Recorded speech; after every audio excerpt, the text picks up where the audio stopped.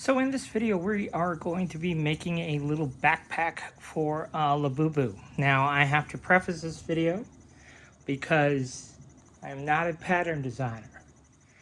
I am not a sewist, and that will definitely show as we begin to sew this little backpack. But I can kind of hack my way through. I've made a bunch of these little backpacks already, mainly for my little baby and her dolls and some of her friends' dolls. So at least for this project, I feel pretty confident I will be able to do this successfully. Now, I want to go through some of the materials that I used, and this is our backpack pieces. So this is what will become the front of the backpack, the back, some straps, and this is a little piece to kind of beef up this top piece a little bit, and we'll talk about that. And then for this one, I'm going extra bougie, and we did a piece of denim and a piece of vinyl. Now, the vinyl that we're using, I actually purchased this vinyl at Hobby Lobby. It's in the craft section by the felt. These are $1.49 per sheet for this material. So, and you can only get like 1.5 backpacks out of one of those sheets. So, it's pretty inexpensive little project, even if you wanted to make some to sell. Then we have this pack of, I believe there was 24 pieces of the vinyl. And I got this, and I'll link to this in the video description below. There's 24 different colors. You get one sheet of each color. And with this vinyl, you can get 2 backpacks out of one sheet. So, this was basically $15 for 24 pieces. So, your cost per backpack is less than 50 cents. So it's really inexpensive. Now, I'm cutting my straps out of vinyl material, but you don't have to. These are 1/2-inch wide straps. And this is 1/2-inch wide cotton twill. So you could choose to use that. And then this is 3/8-inch wide cotton twill. Comes in a variety of colors. So you may choose to use 3/8 for your straps instead of 1/2-inch. That's not going to matter whatsoever. All right. So with that said, we are using the Singer Quantum L500 sewing machine, and I just acquired this. This will be my very first project. Paid $75 for this sewing machine, and that was a bargain. So really good deal, but it did not come with a power cord or a foot pedal. So that's a bummer. But luckily, my brother sewing machine power cable worked. My brother foot did not. So that's okay. So we don't have a foot connected to this machine, but we can just start-stop with the start-stop button. And so, yeah, we don't need a stinking foot control. But I will order one at some point, most likely. One thing that I really like about this machine, and one of the reasons I was kind of excited about it, and I didn't even realize it had it, but it has a knee control for raising and lowering the presser foot. So that's kind of cool, because my brother machine, which is similar to this, does not have that option. So having that little knee control, I thought that was kind of cool. And I just happened to have this knee control. It didn't come with the machine when I bought it, but I had this from an old Juki machine that I sold a long time ago, and at the time, I didn't even know what that was for. It's like, what is this weird thing for? We'll kind of find out that's what it was for. So, with that said, we're not going to be using this piece in this demonstration because we're going to be doing denim and vinyl bottom. So that will be my first step, is to connect these 2 pieces together. So that's step number 1. So I will do that, and I'll rig up the camera here so you can see that a little bit more clearly. Okay, so first things first, we are going to combine our front and back here. So let me do that real quick. We are just going to line up our edges. I don't know, do we need to pin it, or are we going to live on the edge? Let's live on the edge. We are going to be using a 1/4 inch seam allowance, give or take. I do have my machine kind of set to the slowest speed.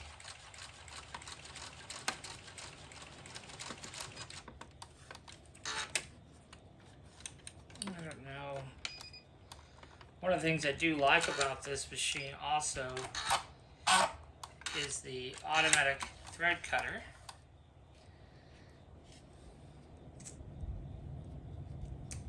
The other thing that is nice about this machine, and I just kind of thought about it, is the fact that it does have the integrated walking foot. So that's kind of nice. We are going to back stitch. Remember, I warned you I was no sewist.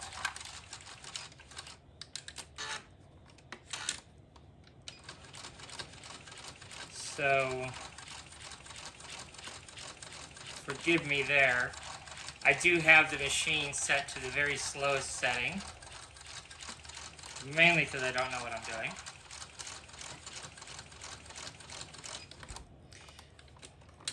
We'll go ahead and use the automatic thread trimmer there, because that is kind of fun to be able to use that. Okay, so we did a reasonably good job there as far as connecting those two with my 1/4 inch seam allowance. So now what we're going to do is our infamous top stitching.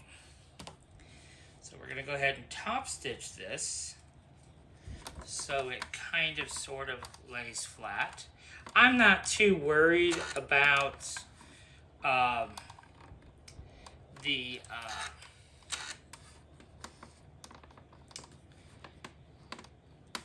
thread color here. This is just what I had threaded up in the machine, so it's what I went with.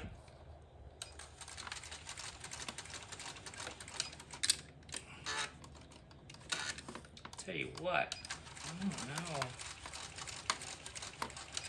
This machine seems to be struggling a bit feeding this properly.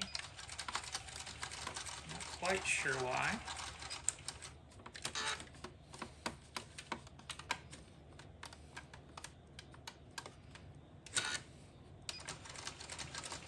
Normally, I would use my Singer 15 because I just really enjoy sewing on that machine. Now, on this here, we're not going to worry about back stitching at the beginning and end. Okay? To me, it's not that big a deal. We did get the job done. We got our top stitch done. So there we go. Bob's your uncle. And I am reasonably satisfied with that. Especially, I don't know why I flung that way. Especially for my first go. One of the nice things about using my laser is I can get pinpoint accuracy for my snap location, so that's kind of fun. Now, the way this is supposed to work is this front panel is supposed to be roughly the same size now. Okay, that's where it would line up, and you can see it's maybe just a touch smaller Okay, that's not a huge deal. You know, we're pretty close. So, you know what I just realized? I just realized that this fabric is backwards. See there? But okay, that's okay. We're gonna roll with it. We already got it. It's not gonna matter too much. And actually, you know, when I was laser cutting this, I'm like, ooh, that's kind of a nice contrast color anyhow. So we're gonna have 3 colors to our bag. How fancy is that? Now, this little tag, the reason that this little tag exists is because it's going to go on the inside of our flap here. And the reason I decided to do that was so this added a little extra material, a little extra thickness, and I thought our snap would fit in there a little bit better. Okay, so you see we can line up our holes. There's a hole here, and then there's a hole on the back side here. So we can line those holes up and put that there. What I have here, if I can find it, aha, is some wonderful tape. It's called Wonder Tape, and it's just some basting tape. And I like to use this stuff for zippers and all kinds of things, really. So I always have it floating around. And this will just temporarily hold this little tag, this little extra piece. We'll just kind of hold that in place a little bit while we stitch. Now, I am not familiar with this machine whatsoever. So, please bear with me because I think I may have a bit of a challenge with this one. So basically what we're trying to do is do about an 1/8 seam allowance. Okay. So we will see how well we do. Now when we get close to the end of our tab, I just like to use my hand wheel. Okay, we'll put the needle down, we'll lift up our pressure foot, we'll turn it, and as I turn it, I can see visually I'm way too far away from my tab. Now I should point out too, we're using 2.5 inch or 2.5 millimeter stitch length, if you were wondering. That is one thing that I really do like about working with a computerized machine versus my Singer 15 is that on the 15 I just guess stitch length. I don't have actual stitch length. So I'm mostly just guessing. So a little bit of an issue in feeding there. I am going to take off that integrated walking foot because I feel like maybe that gives me some troubles. Now let me see. Maybe that's, I mean obviously that's not what it's geared for, but let's just see. Again, we're going to use our hand wheel. I think I need to back up a little bit. And then we'll go again. It's very possible and quite likely I did not have that foot engaged properly, and that's what was causing my issue.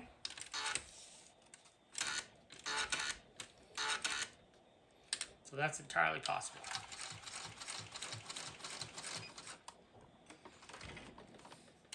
So you see we're just having the needle down where we need to turn.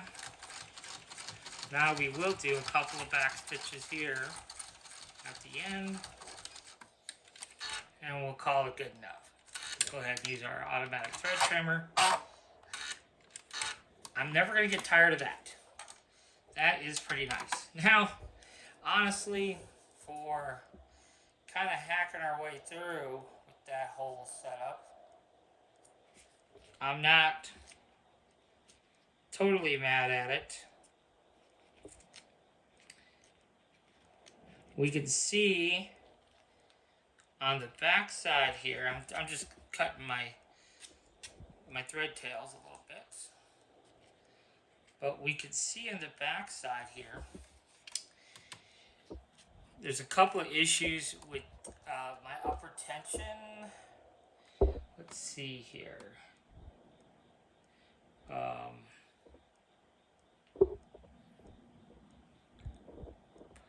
Honestly, I don't even know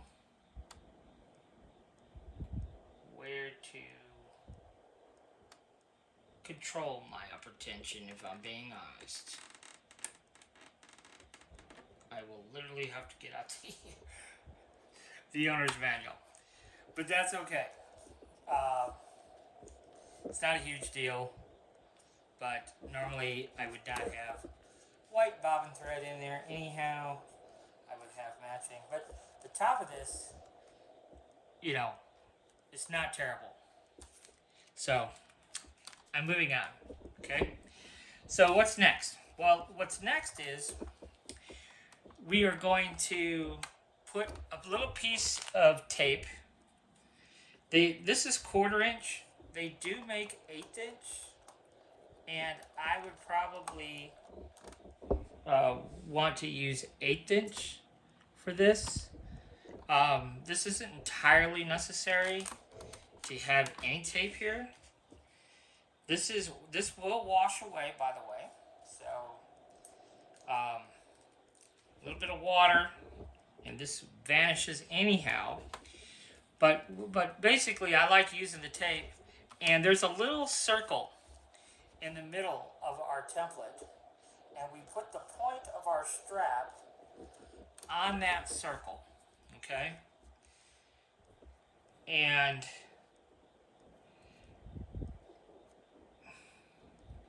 so we put the point of that strap on our circle.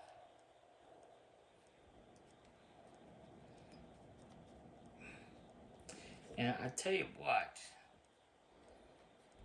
yeah, we're just gonna roll with that. This really isn't, I noticed I made a mistake when I cut this out, and I never fixed it, and now here we are. But we're gonna roll with it. Because again, this is just to give you an idea of the steps. We're not necessarily looking for perfection here. So I sewed across it, and then we're just coming right back across it again. And we will backstitch at the end. Go ahead. Cut it. So there we go, just across there. A couple of times. We don't see this anyhow when it's on the character, so not a big deal. Now the strap, this template has just this tiny little notch in it, and so we put the very point of our strap right on that. So we are gonna clip it on the back side here is what I do. I clip it on the back side there. So we'll do the same thing over here. Right on that point. And then we're going to clip it on the back side here. Okay? And then what we're going to do, since we have that in place, go ahead and stick this in here. And then we'll move that out of place, and then we can go ahead and fire and all. And what we want to do is just come across the strap, go back stitch, and of course back stitch at the beginning and the end.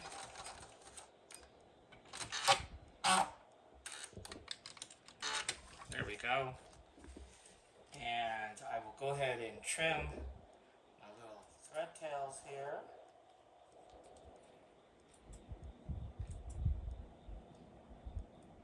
Okay. So that's what that strap should look like. Okay, and then we're going to do the same thing here, except we're going to go the opposite way. We always strap it on the back side there. Stick it in the machine, get rid of that now that we're close over here. And go ahead and layer down.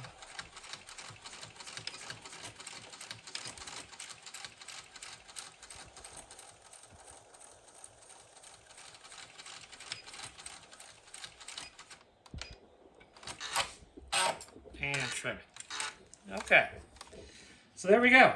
So not a fabulous job, but it is good enough. This strap is not correct. So you see how that strap is kind of hanging up there? That strap, I did not have my template right. I will fix it for you, so it'll be right on yours. But we just, whatever that angle is, we match it up. Okay, now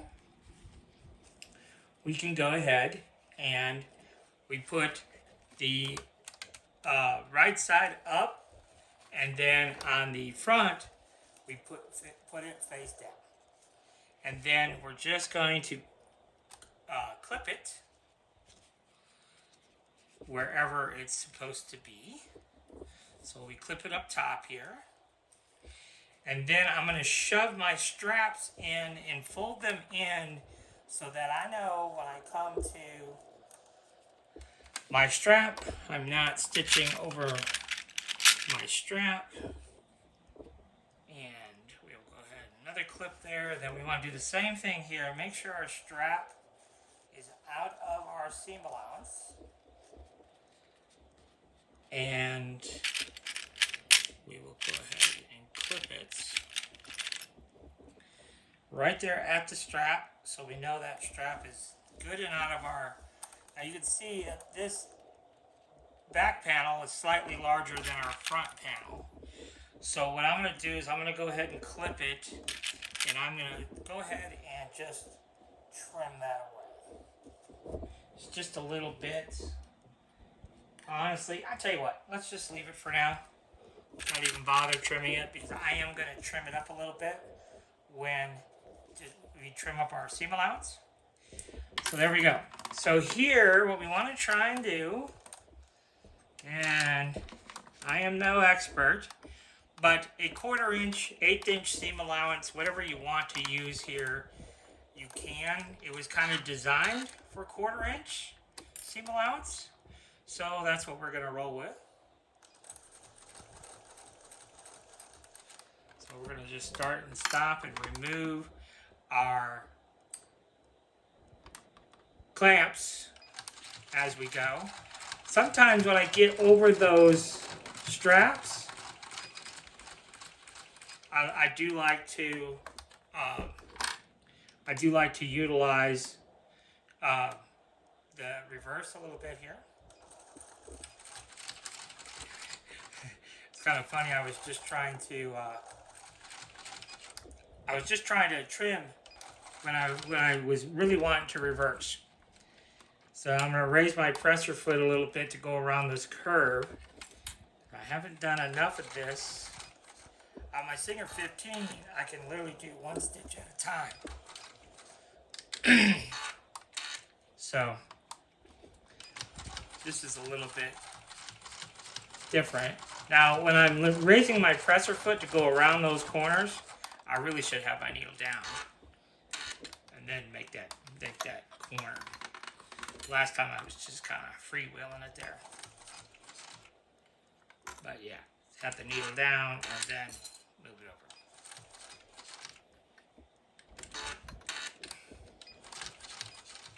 So now I have it set where every time it stops sewing, the needle is down. That's what I should have had it set for before. And then we're going to go reverse stitches a couple over the strap. And when we finish, reverse stitches again. Okay. There we go. Thread trim. Alright. So, not horrible. Let's go ahead and, I don't think when I started, it doesn't look like I backstitched when I started. And we do need a backstitch. It's very, very important when you're doing this. We do need a backstitch here. So I am going to come back in here and put that in. Because the reason we want to do that is because we're going to be turning it out, and there's going to be a lot of pressure at that one point right there. Okay, so this is what we have. You can see our seam allowance is a little bit generous along the bottom there, my bad. And you can see my issue going around the corner is not great. So, I'll tell you what, let's fix that. Because when I go to turn that inside out, that's not going to look great.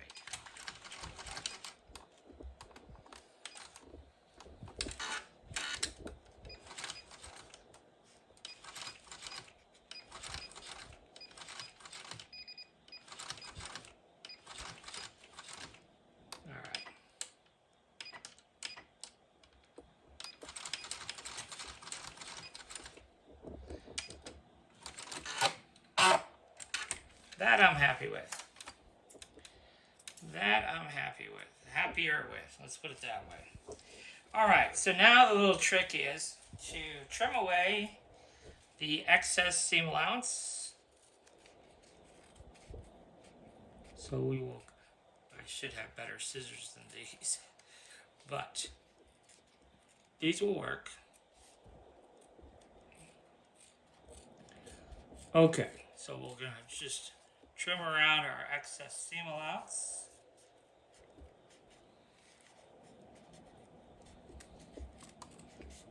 Maybe get it about closer to 1/8 than 1/4. And then we just have to turn it inside out. And this part is tricky because there's not a lot of room up front here.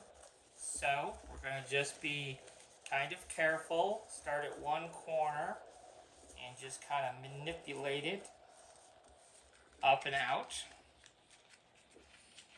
This material that we're using is a little bit thicker than the Amazon material, a little stiffer, so it's kind of hard to get it turned inside out a little bit, but not too bad. And we're just going to use our fingers to push it out, push out our corners, push out our straps, etc.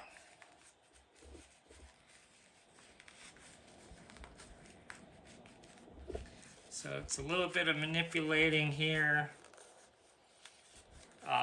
If you have one of those push tools for pushing out your corners or your bags, you could possibly use that. I just usually, because it's such a small bag, just use my finger and work it a little bit, and it usually comes out pretty easily.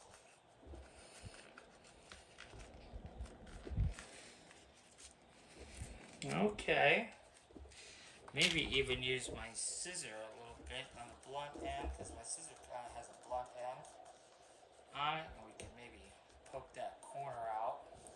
Now, one of the things you'll notice on that corner is this corner looks a little different than this one because we struggled going around that curve a little bit because I'm not used to working, not used to sewing, quite frankly, or sewing with this machine for sure. So, yeah, so it's not gonna be perfect, but I think that pretty well gets it. And then what we would do is we would have a little snap closure. Now again, that top stitching would normally be a color, a finished color of what we want, which in this case, it was just what I happen to have in the machine. But we'll put a little snap closure, and then that little pocket there will hold our chapstick. So I will go ahead and do that, and then we'll put the little backpack on the Labubu, and you can see the finished product here. See how cute is that little backpack? I think it worked out real well. Got the little snap put on there, and he's looking pretty cute now. You can see those straps fit him nicely. We've got our chapstick in there, and that's what he looks like from the front. So that is how we make a little backpack for Labubu. So I hope you enjoyed this one. Simple little project. Get the kids involved and have a super fun little project.